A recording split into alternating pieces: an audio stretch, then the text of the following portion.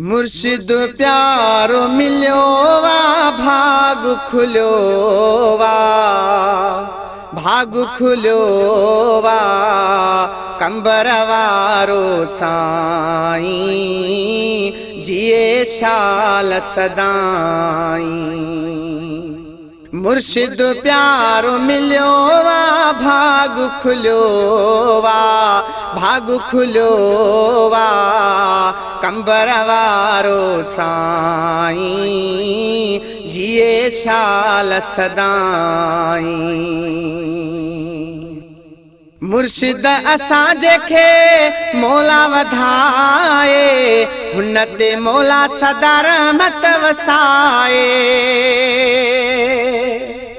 मुर्शिद असां जेके मौला वधाए हुन ते मौला सदा रहमत वसाए रहमत वसाए।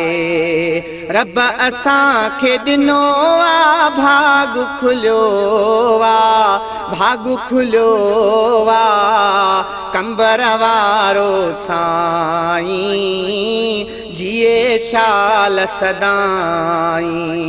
मुर्शिद प्यारो मिलियो वा भाग खुलियो वा भाग खुलियो वा कंबर वारो साईं जिए शाल सदाई।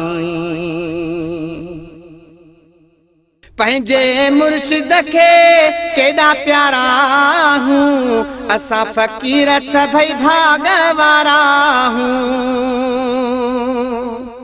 पंहिंजे मुर्शिद खे ॾाढा प्यारा हूं असां हुसैनी सभई भाग वारा हूं भाग वारा हूं।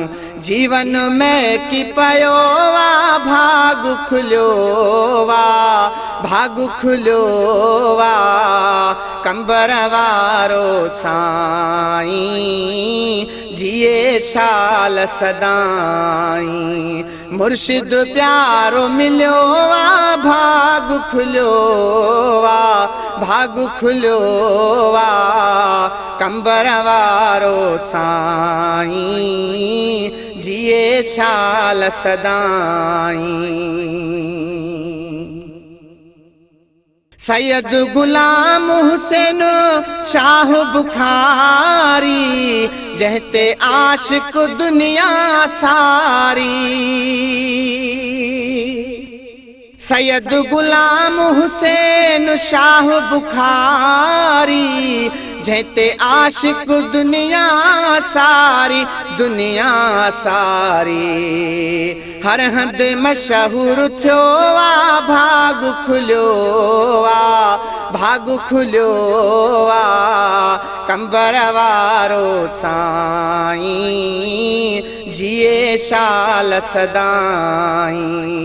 मुर्शिद प्यारो मिलियो वा भाग खुलियो वा भाग खुलियो वा कंबर वारो साईं जिए शाल सदाई।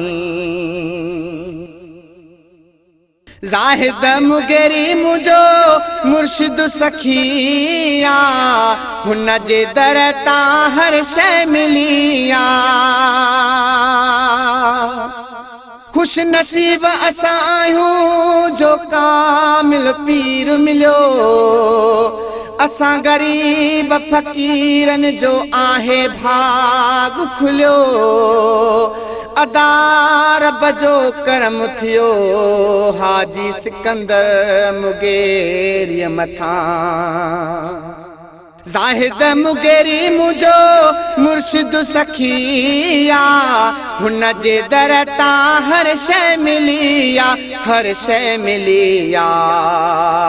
हुन जो चामू चखियो वा भाग खुलियो वा भाग खुलियो वा कंबर वारो साईं जिए शाल सदाई।